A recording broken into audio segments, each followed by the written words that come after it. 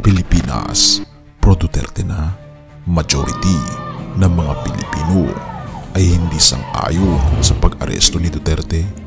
Pangulong Bongbong Marcos, ayaw na ba ng mga Pilipino sa kanya? Halika, atin itong pag-usapan mga kaibigan. Lumabas sa isinagawang survey ng Pulse Asia nitong Mayo na 50% ng kanilang respondents ang hindi sang-ayon sa paghahain ng impeachment case laban kay Vice President Sara Duterte. Mahigit kalahati rin sa kanila ang hindi sang-ayon sa pagkakaaresto kay dating Pangulong Rodrigo Duterte. Ang paliwanag ng presidente ng Pulse Asia Research. Mula May 6 to 9, tinanong ng Pulse Asia ang 1,200 na rehistradong botante. Sang-ayon ka ba o hindi sa pag-file ng impeachment case laban kay Vice President Sara Duterte? Sa kabuuan, 50% ang nagsabing hindi sila sang-ayon, 28% ang sang-ayon. Pero sabi ni Holmes, maaari daw kasing dahil ito sa kumalat na mga maling impormasyon ng arestuhin ng dating Pangulo. Ang pagpapalabas ng mga Duterte sa pag-aresto na yun ay illegal at malawakan yung ganung uri ng impormasyon o disinformasyon na nakikita natin sa iba't ibang social media platform. Pilipinas, gising na. Akala mo pro Duterte pa rin ang bayan? Pero, sino ba talaga ang pinipili ng bayan ngayon? Ang nakaraan na puno ng dugo o ang kinabukasang may pag-asa? Sa unang tingin parang lumalabas sa mga balita na matibay pa rin ang suporta ng Pilipino kay dating Pangulong Duterte. Oo, 58% ang nagsabing hindi sila sang-ayon na maaresto si Duterte para harapin ang kaso sa ICC. Pero teka lang, alam mo ba ang ibig sabihin nito? Pro Duterte pa rin ba ang Pilipinas? Mukhang may hindi ka pa nakikita at malalaman mo to sa dulo ng artikulong ito. Kaya wag mong laktawan kaibigan at panuorin hanggang dulo. Kapag tinanong mo ang karaniwang Pilipino kung gusto nila ang hustisya, natural ang sagot, oo naman. Pero bakit ayaw iparesto si Duterte? Simple lang, hindi dahil pro Duterte sila, kundi dahil ayaw nila ng kahihiyan sa bansa. Ayaw ng Pilipino na dayuhan ang humusga sa ating pinuno. Pero ang tanong, ibig bang sabihin nito, ayaw na rin ba nila ng pagbabago? Pero kung titingnan mo ang kilos ng taong bayan sa mga nakaraang buwan, may mas malalim na sinasabi ang bayan. At ito ang unti-unting pagbubukas ng mata. Hindi ba't sa survey din ng Pulse Asia, si Pangulong Bongbong Marcos ang may pinakamataas na approval rating ngayon?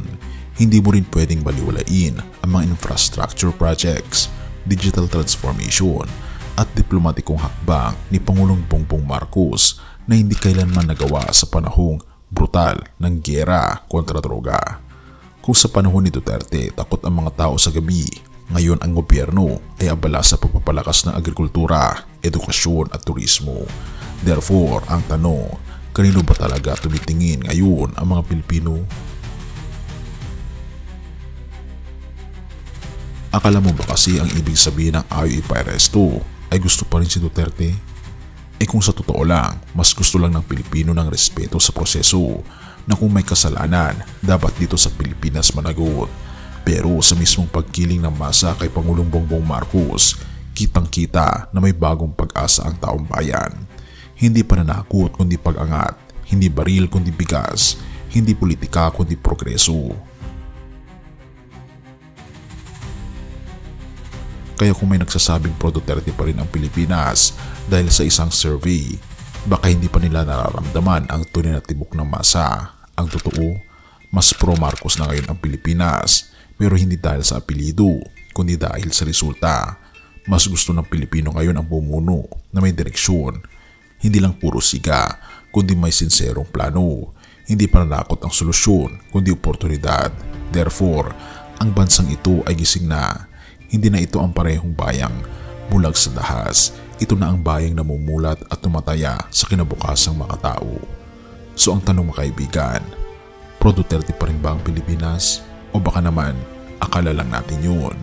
Ngayon, Pilipinas na ang nagsasabing, tama na ang madugo, panahon na ng disente at maunlad. Have mercy, O God, at purihin ang ating Panginoong Diyos. Proverbs 29 verse 2. Kapag ang matuwid ang namumuno, nagagalak ang mga tao. Ngunit kapag masama ang naghahari, dumaraing ang bayan. Sa panahon ng kaguluhan, ingay ng politika at pagkakahati-hati ng opinyon, kaibigan, Ang ating Panginoon Jesus pa rin ang tunay na sukatan ng pamumuno. Ang lider na may puso ng ating Panginoon Diyos ay hindi nagdadala ng takot kundi ng pag-asa. Hindi siya namumuno para sa pansariling kapangyarihan kundi upang paglingkuran ang bayan. Tulad ng ating Panginoon Jesus na mga hari ay hindi dumating upang paglingkuran kundi maglingkod at ialay ang kanyang buhay. Pero sa isang bayan na tila nalilito kung sino ang dapat suportahan, tayo pinaalalahanan mga kaibigan ng salita ng ating Panginoong Diyos na hindi dapat napapular ang isang pinuno. Ang malaga ay kung sabay nagmumula sa kalooban ng ating Panginoong Diyos. Therefore, bilang mga Kristiyano, hindi tayo dapat bulag sa katotohanan. Dapat tayong manalangin para sa discernment at magtiwala na ang ating Panginoon Jesucristo ang tunay na naghahari. Sa bandang huli, hindi si Duterte, hindi rin si Marcos ang magliligtas sa bayan, kundi ang ating Panginoon Jesus lamang. Kaya habang tayo tumitingin sa mga lider ng bansa, sikapin natin si Kristo ang sentro ng ating pananaw at panalangin. Ipanalangin natin ang bawat pinuno na sila'y mamuno ng may takot sa ating Panginoon Diyos at naway sa Kanya rin tayo buong puso magtiwala. Purihin ang ating Panginoon Diyos at tayo manalangin. Ama naming Diyos na makapangyarihan sa lahat, bagaman magkakaiba ang pananaw ng bawat mamamayang Pilipino, tulungan niyo po kami na isaalang-alang na ang tunay naming lider ay walang iba kundi ang aming Panginoon Jesucristo. Tulungan niyo po si Pangulong Marcos, gayon din ang dating Pangulong Duterte. Nanawa po'y magkaisa ang bawat mamamayang Pilipino para sa ikauunlad ng aming bayan at upang sa ganon ituon ang aming pansin hindi sa mga pansamantalang mga bagay kundi sa panghabang buhay na mga desisyon. Na higit sa lahat na aming piliin sa aming buhay ay walang iba kundi ang aming Panginoon Jesus na manahan sa aming puso at isipan mula ngayon at magpakailanman.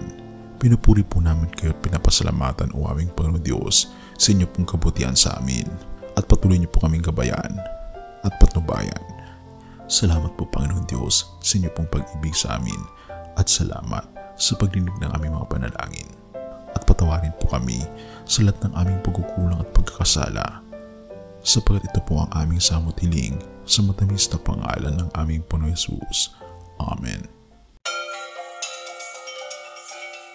Bago natin ipagpatuloy kaibigan, siya nga pala ang Great Controversy na isa sa mga pinaka-kontrobersyal na libro dahil tumutukoy ito sa mga propesiya sa libro ng Daniel at Revelation na nagaganap na sa panahon natin ngayon. Bago ang pagdating ng ating Panginoong Diyos ay pinamimigay na namin ng libre sa pamamagitan ng PDF at ito ay nasa limited lamang na panahon, kaya i-click mo sa description sa baba upang ma-avail mo kaibigan ang napaka-importanteng libro ito na magbubukas sa iyo sa mas maliwanag mong hinaharap. Purihin ang ating Panginoong Diyos at tayo magpatuloy.